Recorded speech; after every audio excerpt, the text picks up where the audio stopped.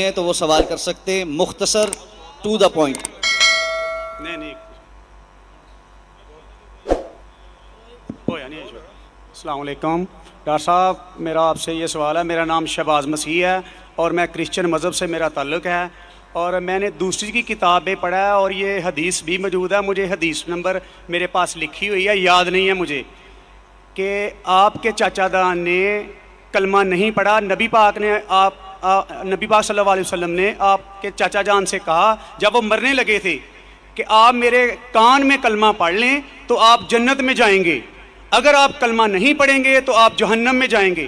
میرا آپ سے یہ سوال ہے، کیا آپ کا سارا خاندان، نبی پاک کے والدین، نبی پاک جب پیدا ہونے والے تھے تو 6 ماہ پہلے آپ کے والد فوت ہو گئے تھے، اور 6 سال بعد آپ کی والدہ، 40 سال بعد آپ کو نبوت ملی ہے.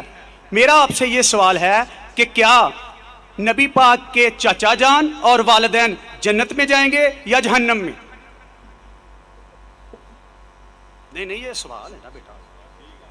جی یہ میں نے پڑھا ہے نا بیٹا. بھائی صاحب کا سوال ہے کہ محمد صلی اللہ علیہ وسلم کو نبوت 40 سال میں ملی، ان کے خاندان والے، چاچا جان، ان کی والدہ، ان کے والد کیا جہنم میں جائیں گے یا جنت میں جائیں گے؟ جو تحقیق کرنے کے بعد ہمیں پتہ لگتا ہے، ان کے خاندان والے کوئی بھی ہو، چاہے والد ہو، والدہ ہو، چاچا ہو، چاچی ہو، بہن ہو، بھائی ہو، اگر توحید پہ ہے اور شرک نہیں کرتے تو انشاءاللہ وہ جنت میں جائیں گے. اللہ کے رسول کے آنے کے پہلے، اللہ کے رسول نبوت اعلان کرنے کے پہلے، اگر کوئی شخص اللہ پہ یقین رکھتا ہے، ایک اللہ کی عبادت کرتا ہے اور شرک نہیں کرتا ہے، اس ٹائم اللہ کے رسول نے نبوت کا دعویٰ نہیں کیا تھا، تو نبوت ضروری نہیں تھی کہ محمد صلی اللہ علیہ وسلم پہ ماننا جنت میں جانے کے لیے. اس وقت آپ کو ماننا چاہیے کہ اللہ ایک ہے، اللہ کے ساتھ کسی کو شریک نہیں کرنا چاہیے. اس وقت کے پیغمبر، اگر وہ دور تھا عیسیٰ علیہ السلام کا تو آپ کو ماننا چاہیے عیسیٰ علیہ السلام پیغمبر ہے. اگر وہ دور تھا موسیٰ علیہ السلام کا تو ماننا چاہیے موسیٰ علیہ السلام پیغمبر ہے. اگر کوئی دوسرا دور تھا، لیکن لازم ہے کہ آپ کو ماننا چاہیے کہ اللہ ایک ہے اور اس کے ساتھ کسی اور کو شریک نہیں کرنا چاہیے. تو آپ کس کی بھی تحقیق کرو، والد، والدہ، بھائی، بہن، جو بھی ہے، آپ نے جو ذکر کیا، تو اگر ان کے رشتہ دار، چاہے والد ہو یا والدہ، چاہے بھائی ہو یا بہن، چاہے چاچا ہو چاچی، کوئی بھی ہو، اگر شرک کرتے ہیں، ایک اللہ کی عبادت نہیں کرتے، تو وہ جنت میں نہیں جائیں گے، جہنم میں جائیں گے.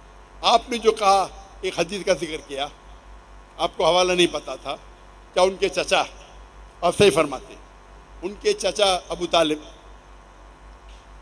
انہوں نے اللہ کے رسول کو پروٹیکٹ کیا، ان کو محفوظ رکھا دشمنوں سے، کیونکہ وہ اپنے قبیلے کے تھے. لیکن وہ یہ نہیں مانتے تھے کہ اللہ ہی کے اور اللہ کے رسول محمد صلی اللہ علیہ وسلم کے پیغمبر ہیں، لیکن اپنے جان سے بڑھ کر ان کی حفاظت کی. اسی لیے اللہ کے رسول چاہتے تھے کہ ان کے چچا اسلام قبول کرے، لیکن انہوں نے قبول نہیں کیا.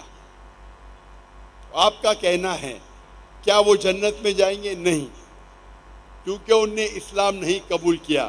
اللہ کے رسول نے اپنے رسالت کا اعلان کر چکے تھے، وہ ان کی حفاظت کیے، ان کی مدد کی، اپنے جان سے بڑھ کر کی. لیکن کیونکہ انہوں نے ایک اللہ اور اللہ کے رسول کو یہ نہیں مانا کہ وہ اللہ کے رسول تھے، اسی لیے وہ جنت میں نہیں جائیں گے. مفسرین یہ کہتے ہیں، محدث یہ کہتے ہیں کہ ان کو سب سے کم دوزخ میں سب سے کم سزا ملے گی.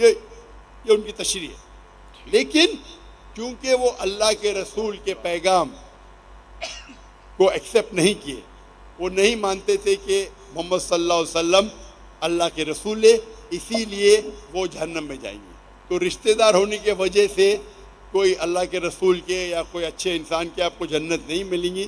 जन्नत में जानने के लिए आपको मानना पड़ेगा कि अल्लाह एक है और अल्लाह के आखिरी रसूल मोहम्मद सल्लल्लाहु अलैहि वसल्लम। माइक